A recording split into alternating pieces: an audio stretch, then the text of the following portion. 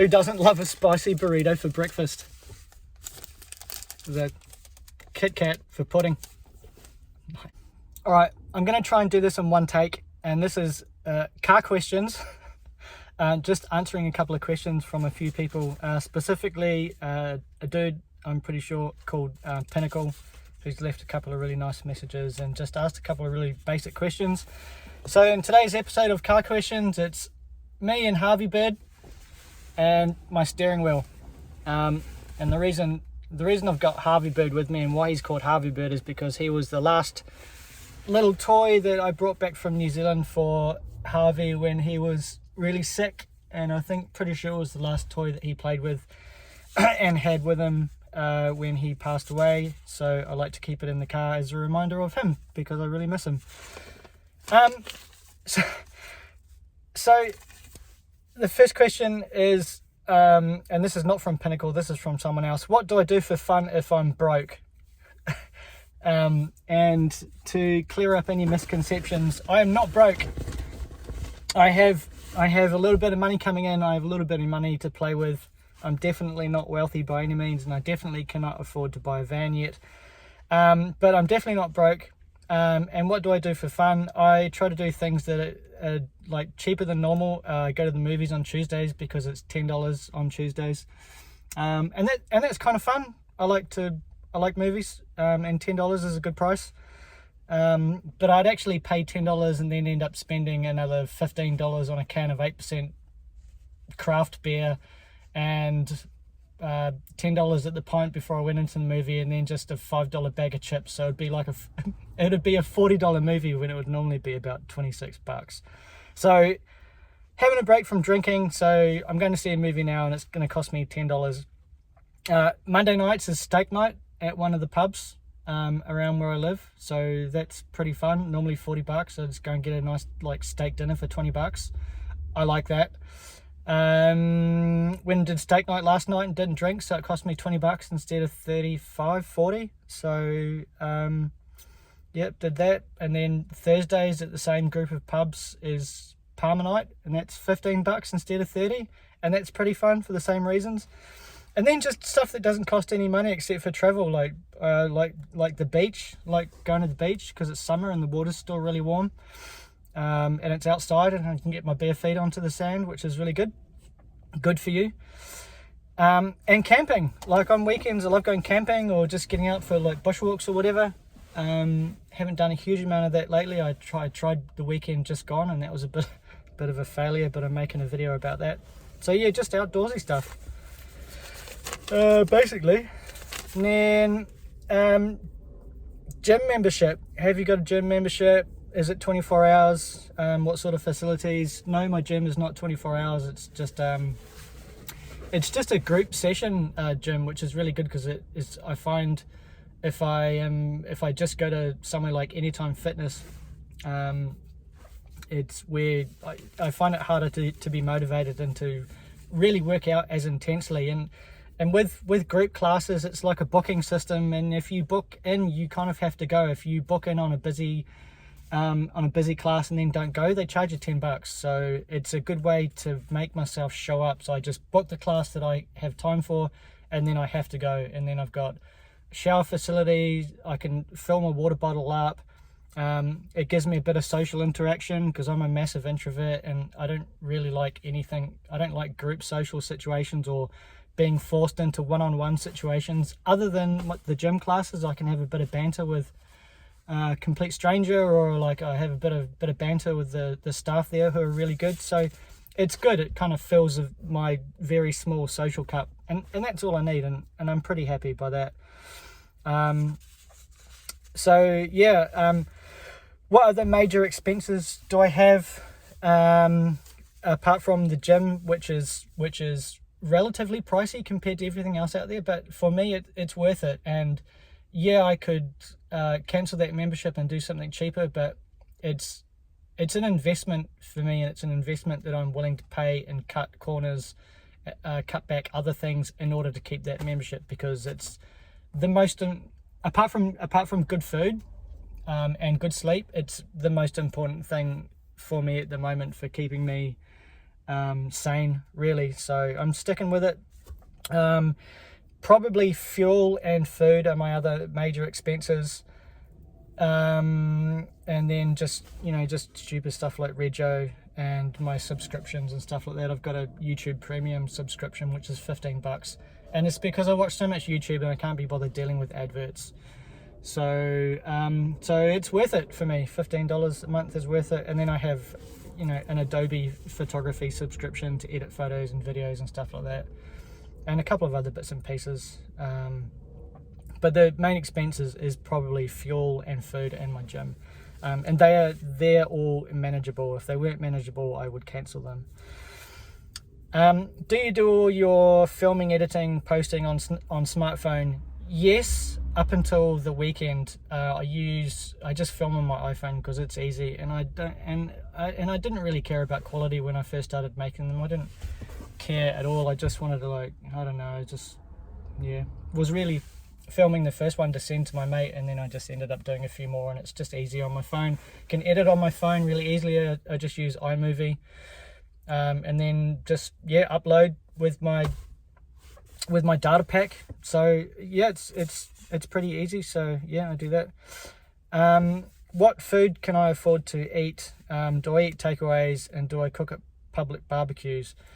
The first 2 or 3 weeks of me doing this, I didn't have a fridge, so I couldn't cook food and then put it in containers and save leftovers and stuff. So I pretty much ate out 3 times a day, which was, even trying to do it cheaply, it was, that was where all my money was going, like buying 30, 40, $50 a day. And you could definitely do it cheaper, but I didn't.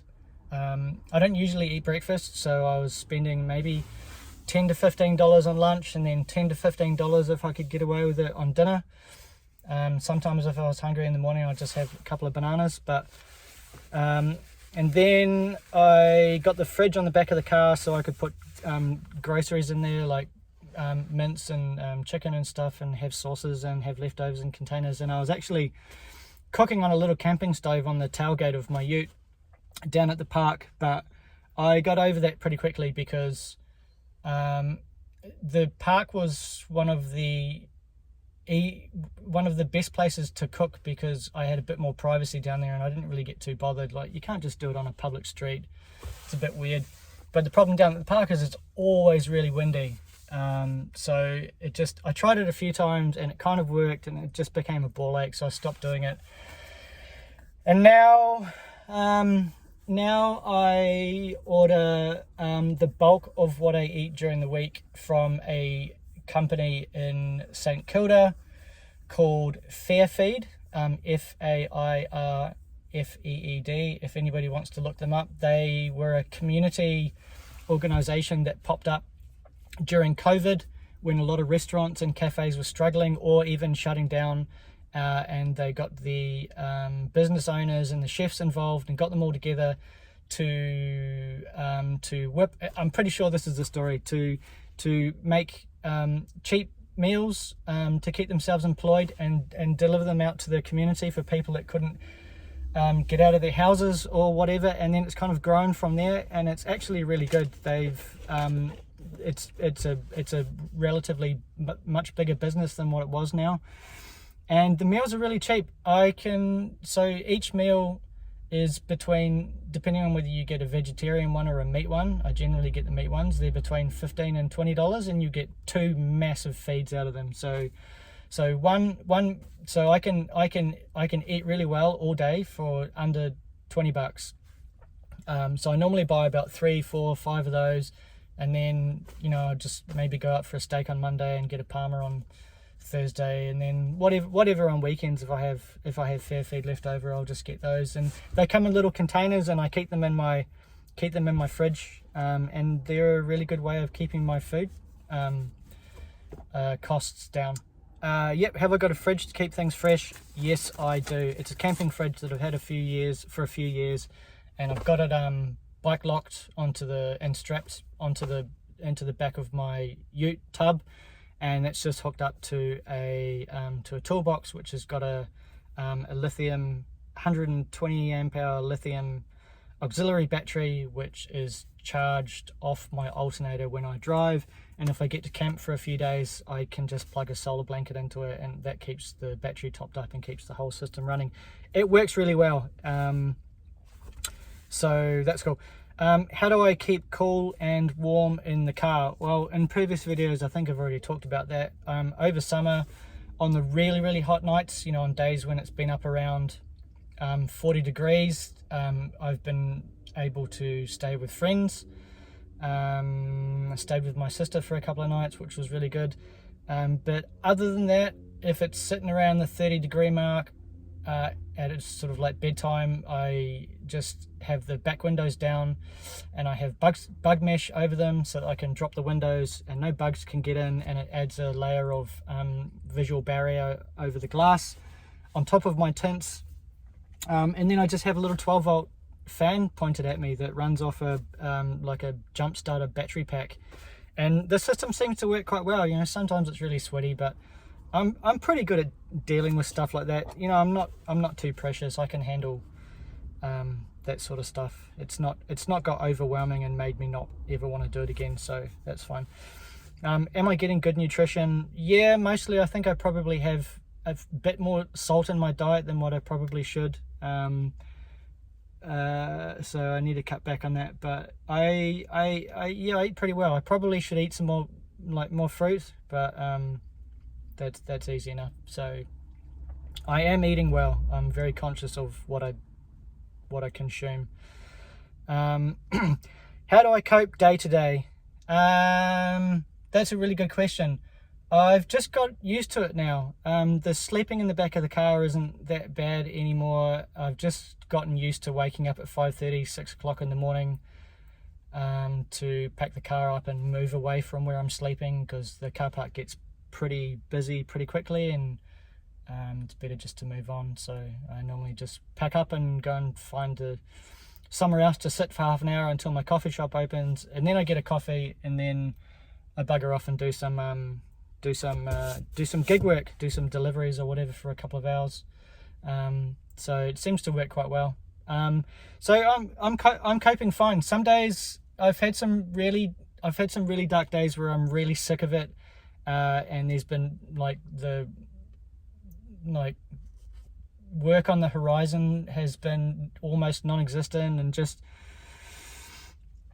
friendships are sort of falling apart and relationships are falling apart, and just had days where I'm like, this just sucks, and what am I doing with my life, and why have I ended up here? You know, what choices and decisions have I made that I could have done better, that have led me to this point? And yeah, it's been pretty dark at times, but it's I think I've got past that. And I'll talk a bit more about what's going on in a different video. But how do I cope day to day? I just get up in the morning and get stuck into whatever it is that I have to do, and try not to dwell on it too much. I historically just keep moving, whether that's keeping busy with bits and pieces or just driving. Like if I start getting anxious or stressed out about things, I'll just go for a drive, even if it's for 2 hours down the coast and back. Yeah, that's how I've always tended to cope in the past, is just keep moving. I don't know if that was a very good answer to it. One of my mates said, "Is that ice on your face?" And no, it's not ice, that is grey hair, because I'm 49 in 2 months. And that's what happens when you get to this age. Alright, what's the worst part of living in a car? The worst part is that I don't have anywhere to relax, really. Like, the inside of my car is pretty much where I spend most of my time, apart from the library or if I'm pet sitting. So I can't come home and like just flop on the couch in the lounge and just chill out watching some TV, or like I've said before, just the things that you take for granted. You know, I don't have a back garden that I can put a blanket in and lie in the sun and listen to some music or whatever. I could do that down the park, but I also spend so much time down the park sometimes I just don't want to be there. Like being disturbed for the first couple of months when I was figuring out safe places to camp, like being disturbed by weird people, silhouettes like late at night, that was horrible. Sleeping badly. The other night my mattress went completely flat and I woke up on the back seat, on the cushion itself, and the back seats of D22 utes are not very comfortable, I can tell you that. So I pumped it up as full as it would go the following night, and it did the same thing. 5 o'clock in the morning I was awake and the mattress was completely flat. So I've pulled it out, giving it away, and I bought a new one from Kmart for $7, and that worked kind of all right last night. It's a little bit too thick, so I feel like I'm being like hugged by this air mattress. It's kind of weird, but I don't know. Yeah, kind of comfy. We'll see how it goes. And ants. I had an ant epidemic in the car, and I haven't seen them for a while, but anytime I would eat in the car and like put a wrapper down next to me and then just do something else and then look back at the wrapper, there'd be 2 or 3 ants up sniffing around it, kind of thing. So I know they're in the car. They've been in the car since well before I started sleeping in it, and I have tried 2 or 3 different ant poisons, the ones that they take the poison back to the queen, kills the nest sort of thing. Nothing works. I've seen them a lot since then. I haven't seen them for a few days, so they're in the car somewhere, but I haven't seen them, and as long as I can't see them and they're not on me when I'm sleeping, it's not too bad. Dust is the other worst part of sleeping in a car. This car gets really dusty really quickly, and for a few reasons. One, I'm quite a dusty person. I come from a dusty family. The males in my family, specifically my dad, is the dustiest person that I've ever met. Very dry skin. I don't know whether it's a bacterial thing or what, but I don't know if this is too much info, but it is what it is. We kick up a lot of dust. So I'm constantly having to baby wipe the inside of the car down, the dash, the steering wheel, all sorts of like my living space really. And I think also because I keep a roll of paper towel and toilet rolls in here for obvious reasons. Paper towel, when you brush your teeth at night, like I just wipe my face off with paper towel, or like eating, I wipe all my utensils off with that and then baby wipe them. And the toilet paper and the paper towel all kick off lots of little bits of dust that you wouldn't normally see unless there was light hitting it the wrong way. But yeah, just gets very dusty in here very quickly. So every day I'm like wiping surfaces down to try and keep it clean. And that's about it for the worst bits. The best bits, I can live pretty cheaply sleeping in my car. I'm imagining when I've got full-time work, I'll probably still sleep in my car for a little bit just to save bills and like fill the void, pay a few debts back, and just try and save up as hard as possible. So who knows, I imagine I will still be in the car over winter, which I'm not too worried about. I'll make another video about the potential of winter camping, but yeah, that's probably the best bit, just living cheaply. And somebody asked this a while ago, and they were kind of poking a bit of fun at me, and they sound really irritated by it, but they were like, why do white Kiwi guys always try to talk like Maoris? And they said, imagine if a white Australian tried to talk like an Aboriginal. And my response was that most Kiwi guys talk like that at some point. That's just how we talk to each other. We're not taking the piss. We're not trying to mock our brown brothers at all. That's just how we talk. That's how we talk to each other. White guys, Maori guys, white guys to Maori guys, Maori guys to white guys. That's just how it is. And if you're not from New Zealand and you don't understand that, that's cool, man. And as for white Australians trying to talk like Aboriginals, well, I don't know what hole you live in, but there's also a thing called white guys that grow up in Aboriginal communities. And I actually worked with a guy who had white parents. He was a white Australian, and he grew up on country in an Aboriginal community, and he was married to an Indigenous woman, and he talked with an Indigenous accent. He sounded just like the black fella, and yeah. So sometimes it happens, and it's not a mockery thing. That's, I don't know, you'll probably find that in other cultures as well. So yeah, if you think the cross accent thing is a weird thing, you probably need to travel more, I reckon. So I don't know. And then yeah, I don't know. Well, like, what now? What now, John? Well, things are kind of looking up a little bit. I had an interview with a labour hire company today, and they were pretty confident they can get me a little bit of work. I've got about 3 weeks free from today with which to work, and they reckon they're going to get me something within a couple of days, so that's could be 3 weeks worth of work.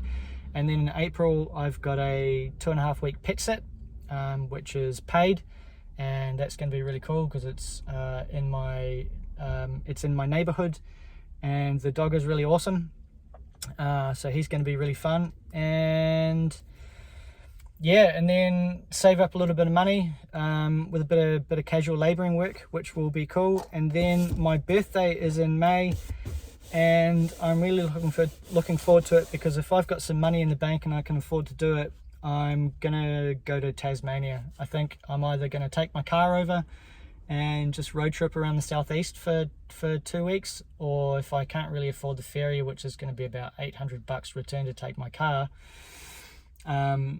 if I can't afford to do that, then I'm just going to fly over to Hobart and spend a 4 or 5 day weekend over there, just exploring, doing some day trips and some touristy things. And yeah, so I've got that to look forward to. So there's no dark cloud hanging over me anymore. Well, not as much, because there's a bit of hope on the horizon, and I've got things to look forward to, which is a really big deal. So yeah, I don't know. If you've listened to me rabbit on this far, then thank you for the support. Like, for everyone that's been saying some nice things recently, it's really appreciated. It's a really cool community, and some people really care, some people don't, and that's cool, but it's nice to hear the positive things. So yeah, you're appreciated, and I'm going to try and make some more fun videos in the future, I think, because I feel like I've got a lot to talk about, because I'm normally a pretty quiet person. Get me talking on particular subjects and I'll just waffle on for years, like all the other males in my family. Cool, but yeah, if you've got any other questions, or there's anything else that you want to know, just drop them in the comments, man, and I'll try and answer them. But for now, I'm going to watch a movie, a $10 movie, and I'm not going to drink. It's been a week today, no boozing, and I feel human again. So I've got to go because I've got 10 minutes until it starts. But yeah, cool. See you.